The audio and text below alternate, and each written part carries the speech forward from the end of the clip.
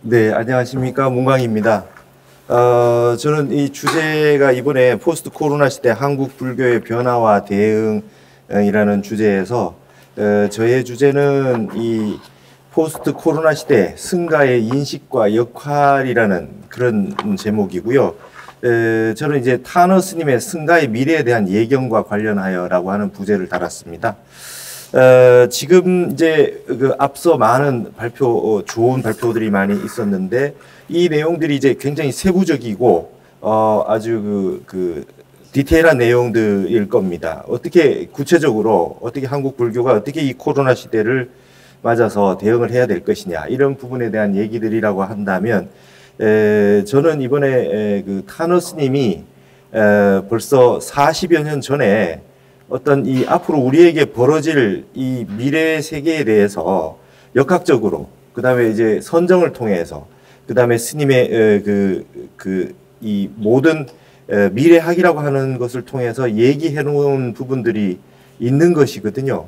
그래서 이런 부분들에 대해서 우리가 한번 살펴보면서 그 타너 스님이 40년 전에 그 살펴봤던 내다봤던 그 미래 세계에 대해 가지고 우리가 앞으로도 지금 벌어지고 있는 이 현상들을 어떻게 대응할 것이냐. 그 다음에 우리 불교계, 그 다음에 우리 승가, 그 다음에 앞으로 우리 나아가서 종교계는 어떻게 우리가 이것을 대응해야 될 거냐라고 하는 조금 전체적으로 마무리하면서 큰 얘기를 조금 해보고자 합니다. 그래서 첫 번째 보시면 포스트 코로나 이 코로나19 시대에 이 말법 시대론을 다시 한번 살펴보지 않을 수가 없습니다.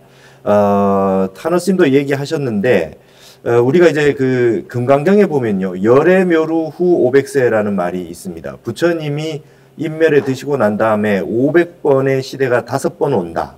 그 5번이 오는데 그것이 500년마다 500년마다 한 번씩 벌어지는 사태마다 시대마다 상황이 바뀐다. 이렇게 금강경 정신희우분에 그렇게 나와 있어요. 그래서 부처님이 인멸하시고 난 다음에 500년 동안은 해탈내고다. 해탈하시는 분이 많았다. 그 다음 500년은 선정내고다. 해탈을 못하셔도 선정에 드시는 분이 많았다. 이렇게 이 1000년을 정법시대라고 하고요. 그 다음에 500년은 이제 다문내고 시대라고 합니다. 해탈과 선정에는 못 들어도 경전을 부처님 말씀을 잘 외우고 그대로 잘 따라 했던 분들이 공부를 많이 하셨던 분이 많다. 그 다음 500년은 뭐 선정이나 경학에는 뭐 공부를 잘 못해도 탑사내고다. 부처님 도량을 잘 지키고 아주 그 불법을 수호를 잘하고 여법하게 불사를 잘하는 아주 그런 그 시대가 있었다. 이게 이제 1000년을 가는 상법 시대라고 합니다.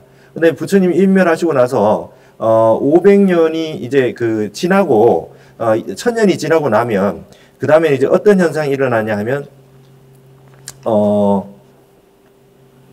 앞부분으로 조금만 넘겨주시겠습니까? 어떤 현상이 일어나냐 하면은 2500년이 되면은 탑사내고라고 하는 형태가 벌어지게 되는 겁니다. 투쟁내고라고 하는 것이 벌어지는 것입니다. 굴리면 되나요? 예. 부처님 인멸 이후에 2000년이 지나고 나면 투쟁내고 시대가 온다. 서로 싸운다는 겁니다. 모든 사람들의 마음이 괴롭고 말이죠. 서로가 서로에게 이 믿음을 갖지 못하고 서로 싸우는 시대가 올 것이다. 이게 투쟁내고다. 이렇게 되어 있는데 이게 이제 이 현상에 대해 가지고 대방등 대집경이라고 하는 경전이 있어요. 그 경전에 이렇게 투쟁내고 시대가 되면 말법 시대가 돼서 부처님 인멸 후 2000년이 지나면 어떤 현상이 일어나느냐. 거기에 나타나는 현상이 지진이 생기고 기상이변이 생기고 그 다음에 여기 있는 마을 가운데 괴질이 발생한다. 이렇게 되어 있습니다. 대방등 대집경에는 일장분이 있고 월장분이 있는데요. 달월자 월장분이 있어요. 월장분에 보면은 말법 시대가 와서 미륵이 하생하기 전에 이 말법 시대에는 경의 표현에 의하면 고약한 전염병이 잇따라 번진다. 이런 표현이 있습니다. 그래서 이게 이제 어떤 말법 시대의 어떤 현상이다. 이렇게 돼서 막연하게나마 우리가 생각을 하고 있었는데 지금 이제 제가 타너 스님을 연구해서 40여 년 전에 이런 부분에 대해서 자세하게 막 얘기를 할 때는 그때 당시에 사람들에게는 감흥이 별로 없었어요. 그리고 스님 왜 그런 말씀 하시냐 그러고 주변에 있는 제자분들도 막 그러고 했는데 지금 이렇게 가만히 보면 우리가 이제 코로나라고 하는 것 때문에 2020년 올 한 해를 거의 팬데믹 상태에서 지내게 됐는데 그 이전에도 보면 말이죠. 사스라든지 신종플루, 뭐 에볼라, 그다음 메르스 뭐 이런 계속 질병들이 있어가지고 평균 잡아 4년에서 5년에 한 번 새로운 전염병이 발발을 하고 또 백신이 나오고 뭐 이렇게 있었던 과정이 있었습니다. 코로나 때문에 이렇게 온 세계에 유행하는 형태는 없었어도 이것이 완전히 문제가 굉장히 됐었던 그런 그 시절을 맞이했고 예를 들면 조류 독감이라든지 이런 형태도 끊임없이 이제 있어 왔단 말이죠. 그래서 이런 걸 통해 가지고 뭔가 다시 한번 이런 그 미래에 대해서 얘기했던 부분들을 조금 한번 살펴볼 필요가 있겠다는 겁니다. 그러면은 우리 불교에만 이런 말이 있느냐? 그렇지 않다는 거죠. 유교에는 말이죠. 소강절이라고 하는 역학의 최고의 대가가 황극경세서라고 하는 것을 북송시대에 이미 써놨습니다. 그럼 시대 구분을 어떻게 해놨느냐 하면 삼황오제, 삼황오패, 이적금수운이 순서대로 온다. 그러니까 삼황, 뭐 천황시, 지황시, 인황시, 오제라고 하는 거는 뭐 우리가 잘 아는 욤임금, 순임금이 들어가는 황제, 신롱 이렇게. 그다음에 삼황이라고 하는 형태를 이제 우리 문왕, 주왕, 그 문왕, 무왕까지 해서 오고 주나라까지 오고 난 다음에 오패입니다. 전국 시대의 춘추 오패라고 하는 뭐 진문공, 제환공, 우리 역사 시대의 열국지에 보는 그 형태들이 있죠. 그러고 난 다음에 이제 중원을 가지고 서로 싸우기 시작하다가 이제 결국은 중원이 이제 왜 이적운이라고 하는 건 이적이 온다는 겁니다. 이적이 온다는 거는 원나라의 몽고족, 청나라의 만주족 이런 식으로 돼서 어느 나라든 그 나라에 살던 사람이 아닌 바깥에서 다른 민족이 와서 거기를 차지하게 됐을 땐 무자비해지는 것이죠. 그런 상황을 겪고 나서 그 다음에는 이제 금수운이 온다 이렇게 본 겁니다. 그래서 타너 스님은 이적운까지가 청나라가 망하면서 이적운이 끝나고 그 다음에 20세기는 금수운으로 보는 것이다. 유교의 역학에서 볼 때는 그 말하자면 1913년 신의 혁명이 일어나서 청나라가 망하고 이 세상은 이 왕조 시대가 끝났다고 하지만 실질적으로는 이건 금수운으로 본다. 이렇게 얘기하는 것이죠. 그것도 결국 우리 불교에서 말하는 투쟁 내고의 시대와 별반 다르지 않은 그런 설명 방식이라고 하겠습니다. 그 다음에 타너 스님이 이제 종말론 얘기도 많이 하셨어요. 기독교는 종말론을 얘기한다. 마태복음 24장에 보면 창세 이래로 가장 큰 환란이 온다. 뭐 이런 말이 있다고 하면서 이 부분에 대해서 이제 설명을 하신 겁니다. 그러면 과연 지구는 말법 시대에는 투쟁내고와 유교의 금수운을 맞이하면 결국 종말을 맞이하는 거냐? 타너 스님 말씀이 그건 아니다는 것이죠. 그것은 서양의 기독교 세계에서 하는 말이 잘못된 것이다. 그래서 이제 종말론이 아니라 성숙론이다. 이런 식으로 타너 스님은 벌써 40여 년 전에 얘기를 했습니다. 지구는 멸망이 아니라 결실이요. 심판, 최후의 심판이 아니라 성숙하는 거다. 말세는 있어도 종말은 없다. 이게 타너 스님의 미래학의 결론이었거든요. 그런데 분명히 한번 새로운 시대를 맞이하기 위해서는 거대한 시련이 필연적으로 있게 된다. 아침에 오기 위해서는 그 밤과 새벽의 어두운 시련이 우리에게 필연적으로 기다리고 있다. 이렇게 말씀하시면서 이때는 대규모의 지진과 해일, 급격한 기후변화와 기존에 없던 질병, 그 다음에 정신질환을 통한 어떤 여러 스트레스가 일어나는 말이죠. 정신적인 문제들. 이런 것들이 지구 전체적인 그 재난으로 인해서 유세 이래로 가장 큰 환란이 일어날 것이다. 그 다음에 이상 기온 현상이 자주 나타나는 것들은 중생들이 자연의 순리를 따르지 않은 탓이 존재한다. 타너 스님이 이렇게 말씀하셨어요. 모든 변화가 지금 일어나는 변화가 그러면 종말이 아니라는 것은 왜 그러냐? 하추교육이랍니다. 지구가 지금 여름에서 가을로 넘어가는 시기라고 보고요. 그 다음에 여름이 되면 불기운이 왕성하지 않습니까? 불기운이 왕성해서 잠재된 불이 지구 밑 속에 거대한 불기운이 생겼다. 그래서 북극으로 들어가서 북빙하가 녹으면서 지구의 엄청난 기후 변화와 지구의 지질, 기상, 기후의 변화들이 굉장히 다양하게 나타난다는 겁니다. 그래서 예전에 이런 말씀했어요. 북빙하가 녹는다 그랬더니 그때 당시에 사람들이 믿지 않지요. 그랬더니 하는 말이 북빙하가 녹고 있는데 지구가 이제 불기운이 생겼기 때문에 북빙하가 녹는데 이게 지금 통계학적인 그 오류가 뭐냐 하면 일반적으로 예를 들면 북빙하가 물이 녹는다고 했을 때 똑똑똑똑 물이 녹는다는 거를 기계적으로 계산한다는 거죠. 지금 이만큼 녹았으니까 이 속도로 녹으면 앞으로 몇 년 뒤에는 반이 녹고 몇 년 뒤에는 전체가 다 녹을 것이다. 이렇게 이제 얘기하는데 이건 망상이라는 겁니다.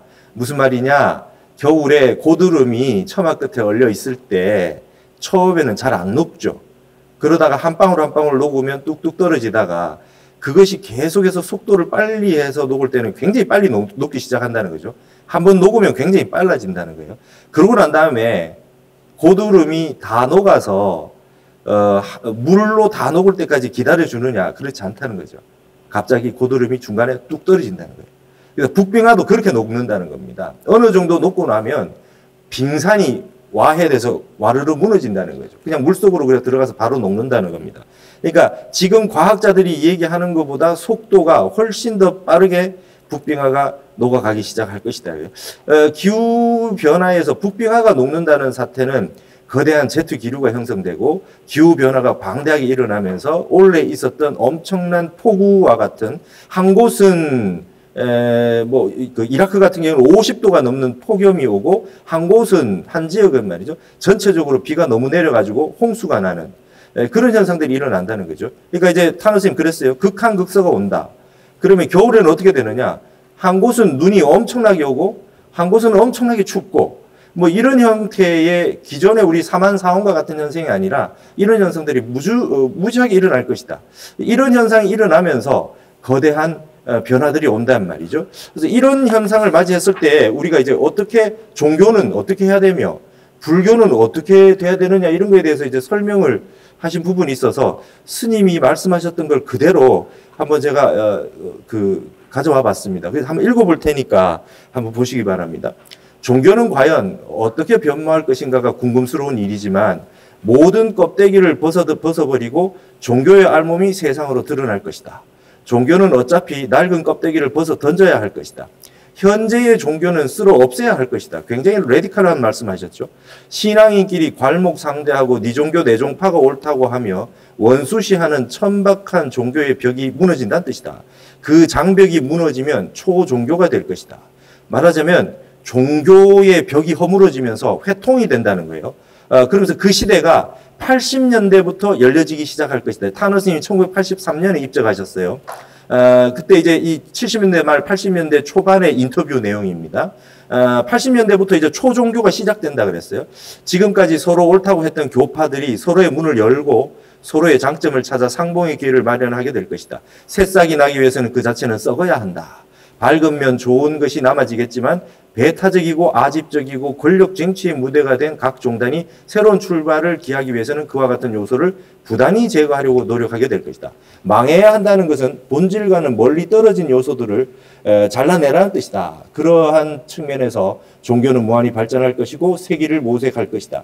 종교인들은 80년대에 일어날 초종파 운동에 관심을 가지고 지켜볼 수 있는 자세를 가져야 할 것이다. 그러니까 내 종교, 내 종파만이 옳고 다른 것을 배척하는 현상은 1980년대에 이미 이제 끝으로 가고 있다. 이런 식으로 지금 형태의 이 싸우고 그냥 내 종교만 좋다고 하는 형태는 이미 막을 내리는 거다. 이 말씀을 1980년대에 하셨다는 거예요. 그러면서 이제 무슨 말을 했냐면 이게 이제 1983년에 입적하시는데 그런 말씀했습니다. 내년이 1984년 갑자년이다. 이랬어요. 갑자년이 보통 이제 60갑자잖아요. 1984년 갑자년부터는 다음 갑자년이 올 때까지 60년은 어마어마한 거대한 대변혁을 맞이할 거다. 이 시대에는 엄청난 역학에서도 역학 공부하는 분도 그렇게 얘기합니다. 건도의 시대가 곤도의 시대가 된다. 이제 음향이 바뀐다. 음향이 바뀌고 가불이 바뀐다. 가불이 도취되는 상황이 오고 지금까지 모든 불평등했던 요소들이 뒤집어지는 것이 80년대 84년 갑자년부터 2044년 갑자년까지 일어나는 현상이다. 이렇게 얘기를 하시면서 83년에 입적을 하셨어요. 그런데 우리가 가만히 보면 80년대 이제 민주화라는 형태가 일어나서 우리가 이제 민주라고 하는 형태가 거대하게 일어났고요. 그다음에 이제 남녀 평등이라고 하는 양태들, 그다음에 지구 전체적인 변화들, 동서 문명이 교류를 하고 이제 그 각 부분에 어떤 이 그 장벽들이 다 허물어지는 형태들이 본격적으로 나타났던 현상들이 이렇게 볼 수 있었습니다. 그다음에 이제 여기에서 이제 불교 교단은 그럼 어떻게 되느냐? 우리 불교는 어떻게 해야 되느냐? 우리 승가는 어떻게 해야 되느냐? 이런 말씀을 하신 내용이 있습니다. 거기에도 제가 스님의 말씀을 좀 적어왔죠. 근본적으로 불교 교단은 수술해야 돼요. 오늘의 불교 지도자 문제에 대해서는 애초부터 출가하는 사람들이 사람들의 질에서부터 44년 전 우리들이 출가할 당시 그때 30개 교구 본사 주지 스님을 볼 때 우리들보다 훨씬 낫구나 하는 것을 느꼈어요. 그러니까 스님이 출가했을 때 교구 본사 주지 스님들 보면 스님보다 더 낫다는 생각을 했다는 겁니다. 우리 한국 불교사 연구하면요. 일제시대, 그 다음에 조선말 이럴 때 굉장히 좋은 청년들이 출가를 많이 했어요.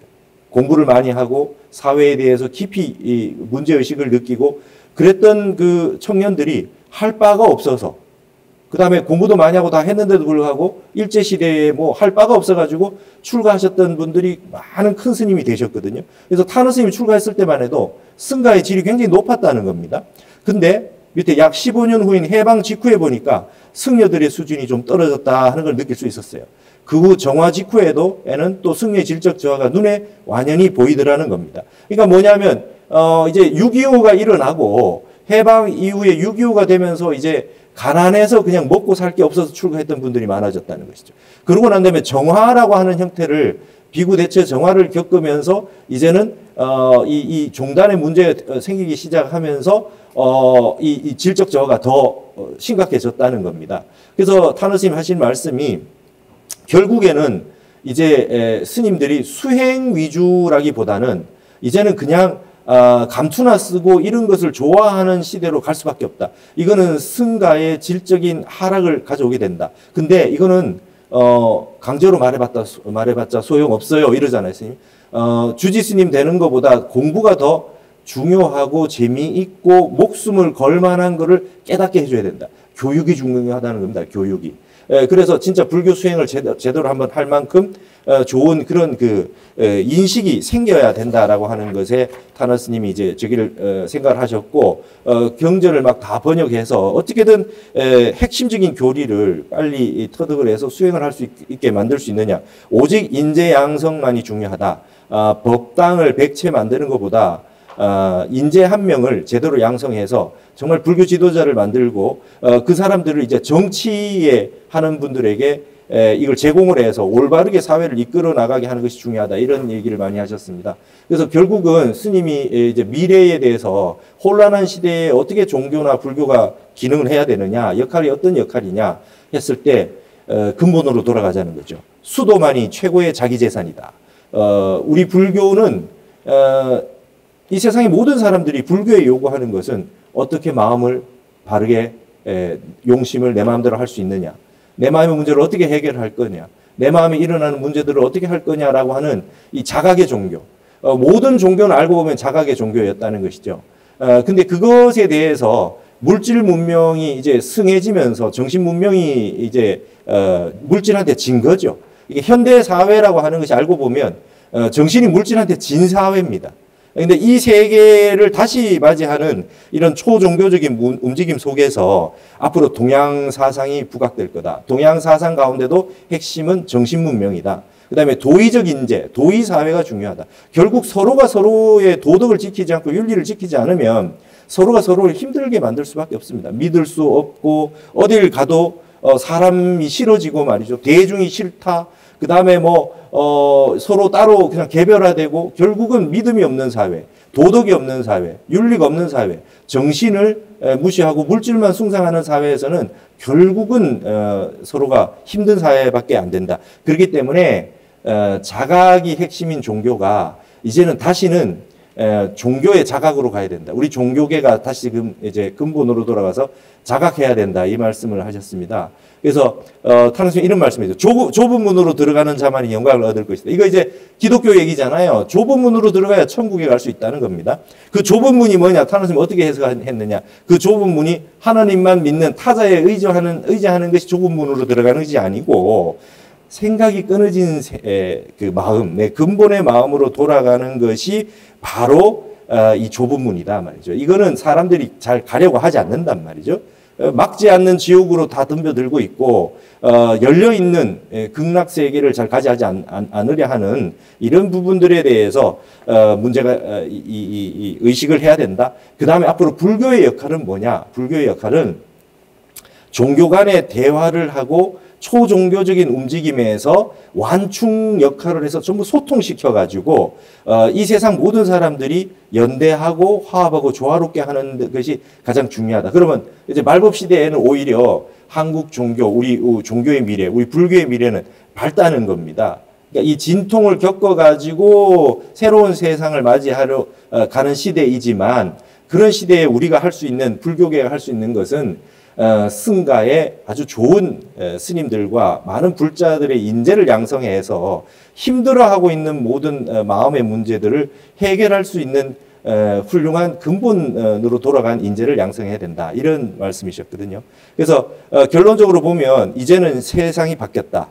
포스트 코로나 시대로 돌아가면서 솔직히 말씀드리면 이제 이 모토를 실현하는 시대가 오지 않겠냐. 물학의 시대에서 심학의 시대로, 실학의 시대에서 허학의 시대로. 우리가 조선조에 너무 탁상공론만 하다가 실사후시를 놓쳐가지고 우리가 실패했다. 조선이 실패했다. 그래가지고 이제 실학이 대두가 됐지만 이제는 물질 문명이, 과학기술 문명이 발달해서 이제 어느 정도 먹고 사는 문제, 이런 과학 문명은 다 흡수가 됐습니다. 다시금 우리는 이 허학의 세계를 다시 관심을 가져야 되지 않겠느냐. 모든 인류가 지금 불안하고 초조합니다. 그건 물질이 아무리 많은 사람도 똑같은 그 고통을 겪고 있는 것이기 때문에 정신을 제1위로 하고 물질을 제2위로 하는 동양의 정신 문명이 다시 대두될 것이다. 에릭 프롬이 소유냐 존재냐 그랬습니다. 이제는 소유의 시대에서 존재의 시대로 다시 우리 근본을 한번 돌이켜봐야 되는 시대가 되지 않겠느냐.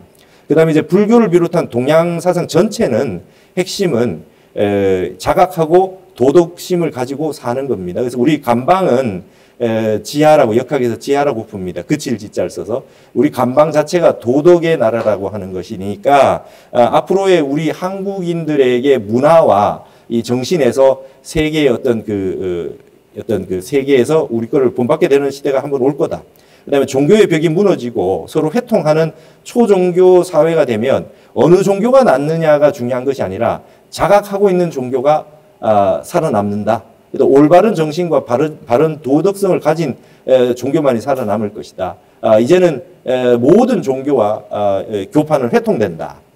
그 다음에 이제 세계는 말이죠. 이제 이런 시대가 오면, 환란이 오면 전 세계는 대립이 아닌 대화로 융화하고 평화를 구축해 나가는 어떤 형태로 나아가지 않을 수 없다. 그 중간 역할은 예를 들면 이슬람과 기독교 세력이 서로 싸우고 있다 하더라도 그 완충이 돼서 회통을 해서 이 융화하게 만드는, 대화하게 만드는 건 결국 불교가 할 거다. 이런 말씀하셨고, 그 다음에 이러려면 앞으로 불교에 요청되는 건 굉장히 많다. 불교가 해줬으면 하는 것이 굉장히 많을 것이다. 이때 어떻게 우리 승가가, 우리 불교가, 한국 불교가 이 한국인들, 그 다음에 세계인들에게 이 질적으로 좋은 마음 수련할 수 있는, 그 다음에 마음을 평온하게 할 수 있는 그런 내용들을 제시해 주느냐. 이게 굉장히 중요하다. 이렇게 얘기했습니다. 그래서 이 지구의 대격변 시대에 불안, 공포, 초조, 놀람, 이런 것들이 가장 큰 문제다. 지진이나 질병이나 무슨 기후변화나 이런 것이 문제가 아니고 오히려 사람들은 이것으로 인한 스트레스와 불안, 공포로 인해 가지고 많은 정신질환 때문에 많이 죽고 많이 힘들어할 것이다. 타노스님이 이렇게 얘기했어요. 그래서 제일 중요한 건 결국은 참선과 명상이라고 하는 어떤 뉴스를 보고 어떤 그 현상을 겪어도 마스크를 쓰고 다니더라도 어떻게 부동심과 무심으로 이 시대를 겪어낼 거냐. 이것이 이제 관건이 되리라고 봅니다. 그래서 저는 이번에 포스트 코로나 시대 한국 불교의 변화에 대응이라고 했는 이 부분에 이 발표를 의뢰받고 타너 스님이 40여 년 전에 이런 시대를 미리 얘기했던 부분들을 한 번 정도 다시 한번 되새겨서 뭔가 좀 근본적인 부분들을 다시 한번 떠올려서 우리가 우리 불교가 가지고 있는 힘을 본격적으로 좀 세상에 다시 한번 제기할 필요가 있지 않느냐. 새로운 포스트 코로나 시대에는 근본으로 다시 돌아가고 우리 불교계도 다시 한번 자성하면서 수행하는 쪽으로 수도만이 최고의 자산이다라고 했던 그 스님의 말씀을 한번 되새겼으면 하는 그런 생각을 해봤습니다. 이상으로 저의 발표는 마치도록 하겠습니다. 예, 감사합니다. 발표해주신 문광님께 감사 말씀드립니다. 채팅창 보시면 질문이 좀 올라와 있거든요. 예. 질문이 어떤 질문이냐면 타너 스님께서 앞으로의 종교는 참선과 같은 자각수행을 통해서 도덕적 실천이 중요하다고 말씀하시는 것으로 이해하고 해주시면서 타너 스님의 학습적인 연보 외에 어떤 선사적인 그러한 모습이 좀 궁금하신 것 같습니다. 그래서 그런 부분과 관련해서 어떤 일화나 덕보량 같은 그런 내용이 있으시면 말씀 부탁드리겠습니다. 예, 타너 스님이 이제 아침에 새벽에 일어나면 무조건 9시에 주무시고 1시나 2시 되면 일어나셔가지고 시작을 참선부터 하셨다 그래요. 참선을 몇 시간 하시고 난 다음에 오전 중에 10시간 이상씩 번역을 하신 걸 수십 년, 화엄경만 해도 한 20년 가까이 하셨으니까 수십 년 번역을 하셨는데 아침에 참선하고 난 다음에 오전 중에 번역을 한 열 몇 시간을 하시고 그렇게 하는 생활을 일평생 하셨다 그러고 그 다음에 이렇게 오후에는 말이죠. 사람들이 누가 찾아오면 다 만나 주셨다 그래요. 오전에 할 일을 다 마치고 그래놓고 난 바쁘다는 얘기를 일평생 한 번도 하신 적이 없다 그럽니다. 누구나 와도 다 만나줬다. 대신에 새벽부터 철저하게 당신의 일을 하셨다. 그러니까 이제 그 오대산에서 월정사에서 정화 문제 때문에 그때 청담 스님 총무원장이셨던 청담 스님 이런 분들 다 오셔가지고 회의를 하시다가 9시가 되니까 난 자러 간다 그러시더라는 거예요. 그리고 이제 자러 가시고 새벽에 일어나서 본인 일을 하시고 그 다음에 이제 뭐 또 그렇게 회의하시고 있다가 또 나는 간다 그러시네요. 난 번역하러 가야 된다고 간다고 그러셨다. 그러니까 철저하게 생활을 그와 같이 하셨던 것 같습니다. 그러면서 하시는 말씀이 대중들과 함께 있다가도 이렇게 말 안 하고 질문 안 하면 혼자 가만히 참선하고 계신대요. 그러니까 말없이 이렇게 가보면 참선하고 염하고 계신다는 거죠. 그러니까 늘 참선이라고 하는 건 그냥 비는 시간이 있으면 그냥 전부 선정 상태, 일행삼매의 순간으로 참선의 힘으로 번역하시고 나머지 시간은 생각 끊어진 자리로 들어가는 것이 기본이다. 뭐 이렇게 사셨다는 일화를 제가 들은 적이 있습니다. 그래서 우리도 좀 그런 부분에 있어 가지고는 스님 다양하게 하셨어요. 화두 참선도 하시고 묵조명 같은 거 이제 그런 것도 말씀하셨고 북방관법 얘기도 하셨고 어떤 수행도 괜찮다. 그런데 수행을 어떤 걸 하느냐가 중요한 게 아니라 어떻게 하느냐가 중요하다. 평생 끊임없이 하느냐 안 하느냐. 발심을 제대로 하고 하느냐 안 하느냐가 중요하지. 이것은 좋고 이거는 나쁘다. 그 수행은 해서는 안 되고 이런 거는 전부 그건 아주 잘못된 생각이다. 모든 수행법 가운데 자기에게 맞는 것을 찾아서 매일 해서 죽는 날까지 끊임없이 수행해 나가는 것이 그게 이제 중요하다. 발심이 중요하다. 이런 말씀 많이 하셨던 걸로 그렇게 저는 알고 있습니다. 네, 오늘 긴 말씀 감사드립니다. 예, 저는 뭐 이걸로 마치고 오늘 이제 총평에 대해서는 이제 뒤에 우리 스님들께서 해주시겠습니다. 저는 뭐 이걸로 마치겠습니다. 감사합니다.